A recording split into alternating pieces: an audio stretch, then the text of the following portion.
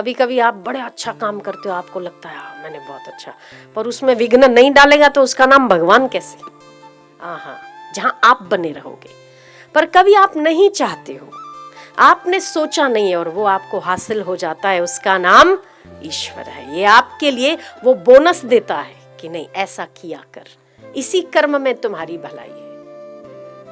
तो परमात्मा अपने होने को, ईश्वर अपने होने को गड़बड़ करके भी एहसास दिलाता है और कुछ चमत्कार करके भी एहसास दिलाता है। आपकी नजर प्रतिपल ईश्वर के होने को मंजूर करे बस।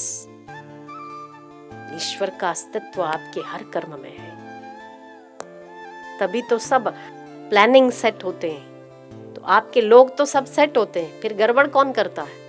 आप भ्रांति में रह जाते हो, मैं ऐसा, मैं फलाना, मैं करूंगा, वो सारी हवा ठुस हो जाती है।